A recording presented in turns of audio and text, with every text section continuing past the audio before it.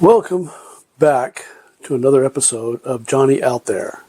It has been a long time since my last video that was put out, and there has been a lot of changes since then.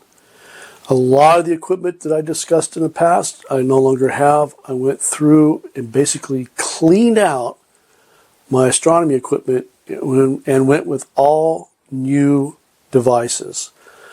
Mostly because I just never was satisfied with what I had, and nothing really met what I wanted to do. I even sold off my DSLR, all the lenses, all the accessories, got rid of it because I was tired of actually carrying around large cases full of lenses, swapping lenses continuously, one thing after another. So what I did was I went to a much simpler camera. I went to a Nikon Coolpix P1000 because for the type of photography I do, the type of videography I do, it really meets all my needs. And it's one camera with the ability to do everything. It doesn't obviously have the resolution of the full frame camera I sold, but it does what I expect it to do.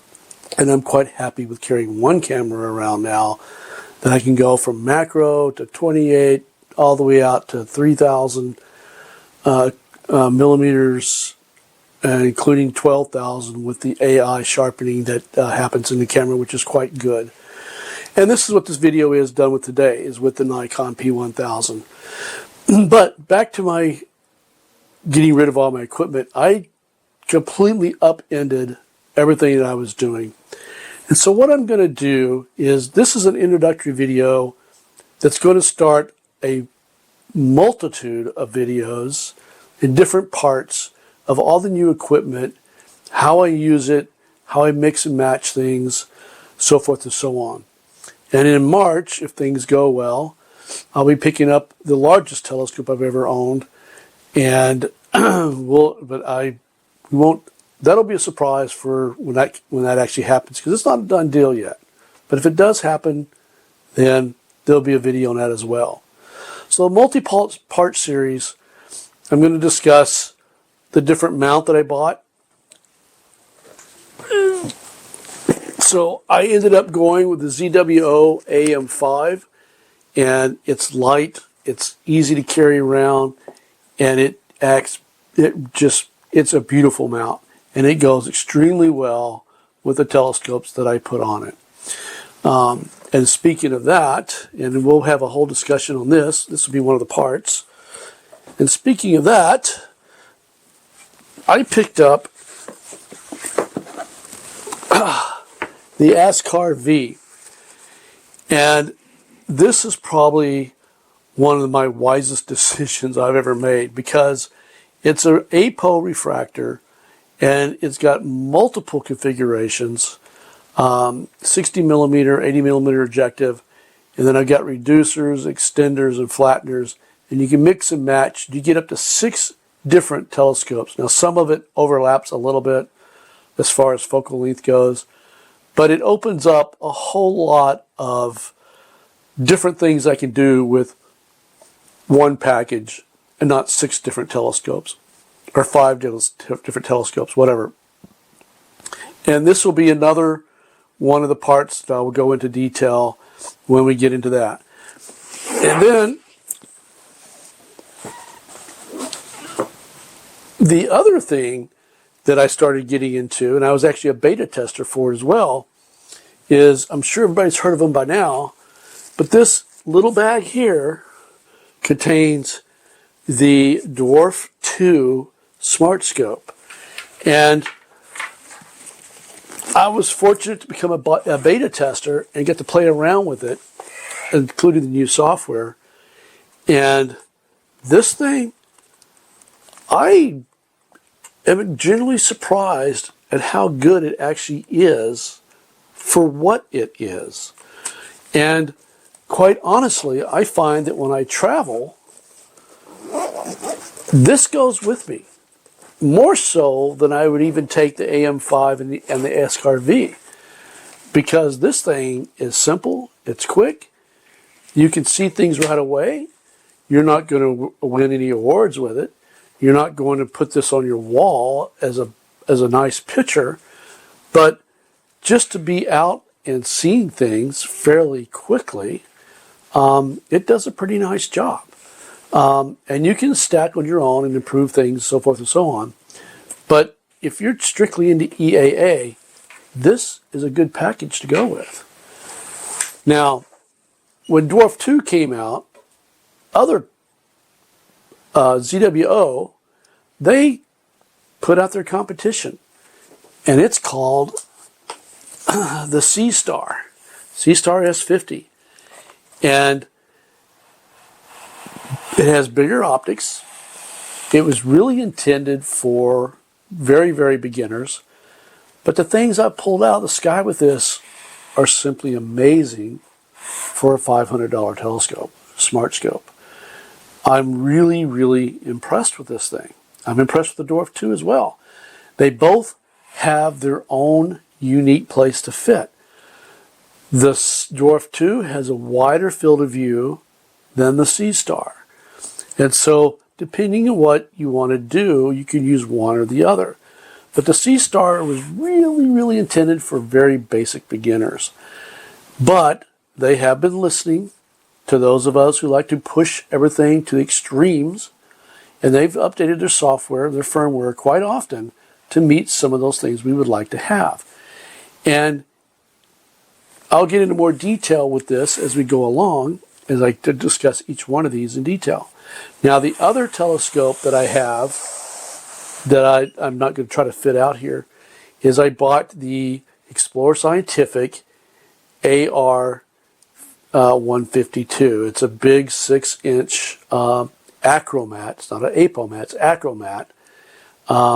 It does a very, very good job, but as you would expect, it has a little bit of chromatic abbreviation, but there's filters. I mostly do a lot of narrowband imaging, and so you don't really notice it that much with that telescope. But because it's a large refractor with large optics, the detail that comes out of it's quite good, and it does a very good job of pulling faint things out of the sky.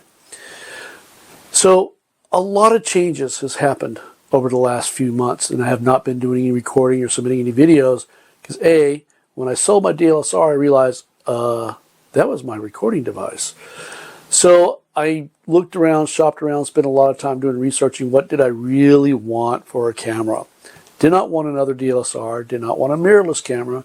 I didn't want to be back into the old lens swapping, carrying around a ton of equipment. I'm just not that big into wanting to be a professional photographer.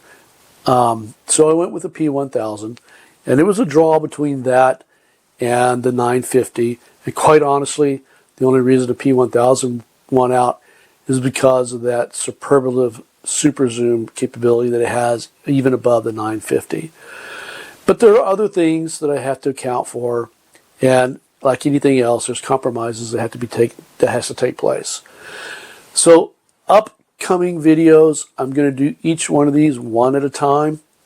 I'm really excited about these new little smart scopes. Other companies are jumping in there. Celestron has finally jumped into the smart scope arena with their new release that's coming out soon, if not already, where they created a RASA 6-inch RASA and turned that into a smart scope. And so we'll discuss that. I don't have one. I have no intentions to get one. If I'm going to spend $4,000 on a telescope system, then I'm going to go with a really good APO that I can put onto my AM5. So so there's a reason why I've been absent for a while. Just a lot of changes, a lot of things going on in my life. But I'm back. I'm going to have a whole series coming out with all these different things I have, whether it's here in the studio, going through everything, and then out in the field with it as well, showing the actual usage. If you've ever been on the fence about these $500 smart scopes, if you are okay with the results, it's not going to be as perfect as like my ASCAR V on an AM5 or any other APO refractor, but they are remarkably, surprisingly good for what they are. So, with that, I look forward to presenting more information to you guys, more details on the things I showed today. This is just an introductory video. The next ones that come out in the following weeks are going to be, part 1, part 2, part 3, part 4. And depending on the weather, which has not been that cooperative, there will be field videos as well to show just how good this stuff is and how bad it is, as well as why I like it a lot and why I will be using this going forward. Because remember, I had a Celestron Equatorial. It was the CGM 2, and it was just becoming too cumbersome and way too big to be carrying around for travel or just setting up in my yard every time. And so I went with the AM5 and changed out my telescopes entirely because, like I said, ASCAR V, 6 telescopes in one, it's perfect. So, until next time, I am very much looking forward to sharing all this information with all of you out there. Thank you, and we will see you soon.